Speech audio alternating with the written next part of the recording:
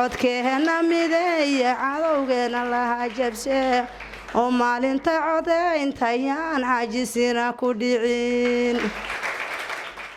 kulankan ay isugu yimaadeen mid ka mid ah beelaha Puntland ayaa ujeedkiisu ahaa taageeridda nidaamka doorashooyinka qof iyo codka ah ee golayaasha deegaanka degmooyinka Puntland iyo sidoo kale wada tashi ay beeshan ka yeesheen arrimo la xiriira aayahooda iyo masiirkooda. waxaana kulanka ka soo qayb galay waxgarad aqoon-yahan dhalinyaro iyo haween. intii kulanka uu socday ayaa beeshu waxa ay si isku mid ah u taageereen isla markaana u soo dhaweeyeen nidaamkan doorashooyinka qof iyo codka ah ee loo madlan yahay in 5 bisha January la bilaabo diiwaangelinta codbixiyaasha doorashooyinka qof iyo cod ee Puntland. waa kuwan qaar ka mid ah dadkii kala duwanaa ee kulanka ka hadlay. shirar noocan oo kala in markaas la qabto in la isxog waraysto in loo toghayo marxaladaha hadda soo cusboonaaday. intaas kadib mudanayaal saan wada ognahay qof walba oo muwaadin ah wuxuu xaq u leeyahay inuu isaguna wax doorto isagana la doorto. waxaan rabnaa dhammaan hal doorka halkan fadhiya jaaniska isaga markuu soo maro inay ka faa'iideystaan oo xisbiyada galaan oo iyaga la doorto oo isdiiwaan galiyaan.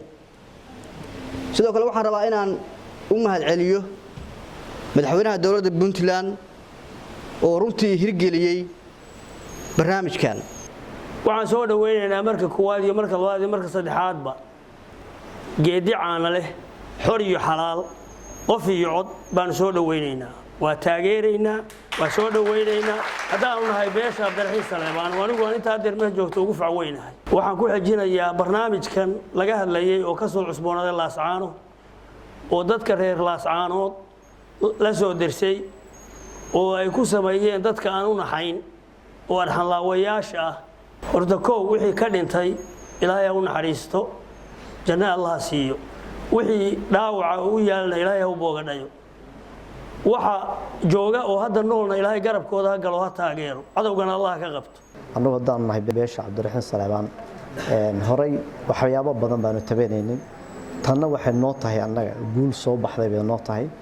haddana insha Allah waxaan rajaynaynaa inaan dhamaanteen ka qayb qaadano oo isdiiwaan gelino. waxa weeye waxaan u baahanahay in si sharaf leh oo waxa weeye insha Allah taala Ilaahay uu ku soo dhameeyo oo ay doorashadaasi ku qabsanto. taas waa doorashada beelweynteeda sharafta leh. waxaan rajaynayaa wax badan baad waxaan u maleynayaa waxaad leeyahay wax badan baa xoogaa wax tatabayseen waad leeyahay anagu golaha waxa weeye baarlamaanka kuma jirno. waxa weeye waxaan u maleynayaa maantay ba jaanis idinku dhow yahay ama inoogu dhow yahay. Ilaahay waxaan ka rajaynaynaa wax wanaagsan. aad baan soo dhaweynaynaa Ilaahay tii in wax khayr inoo ku qabsoonta Ilaahay inuu ka dhigo. waxaan leeyahay aad iyo aad waxaan u maleynayaa wax badan baa naga habsaamay oo maxay ahayd dib nooga dhacay.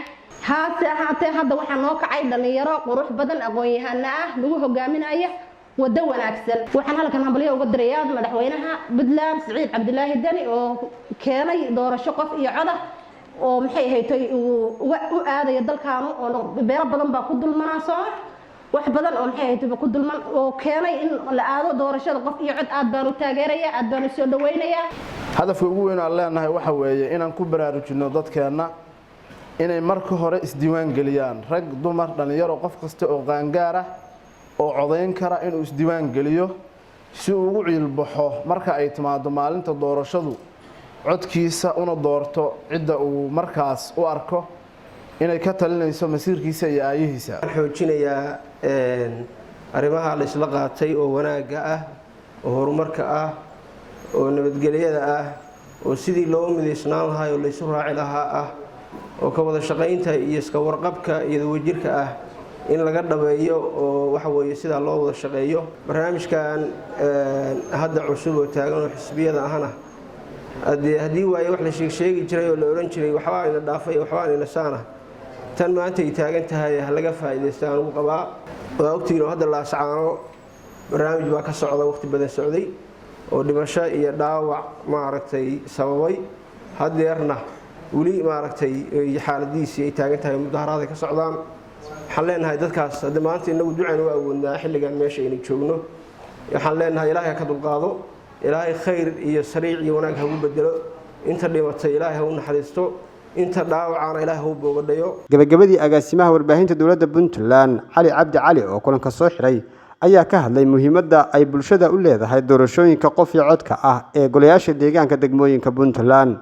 barnaamijkan xisbiyada badan run ahaantii de kolley qof walba uu ka dharagsan yahay muhiimaddu reer ahaan u leeyahay waa shay muhiima oo jaanis ah oo marna soo maray marka inaan ka faa'iideysano arrintaas aan taageerno isdiiwaan gelinno aan ka qayb galno hayaanka socda waxa weeye beeshu hoosta ka xariiqday aad iyo aad baa ugu mahadsantihiin annaguna waa inagula soconnaa maadaama aan waxa weeye hadee reerka ugu jiro ee dawladda ee muhiimaddu waa inaad isdiiwaan geliso marka koowaad aad la timaado codkaaga aad ku iibsato waxa aad uga baahan tahay deegaankaaga iyo dadka u baahan tahay inay ku hogaamiyaan oo ay kugu matalaan dawladda ama golayaasha deegaanka ee loo madaleeyahay diiwaangelintooda bisha 5-teeda. Cabdirasaaq Cabdulla Fahmus Raadiyaha Telefishinka Dowladda Puntland magaalada Boosaaso.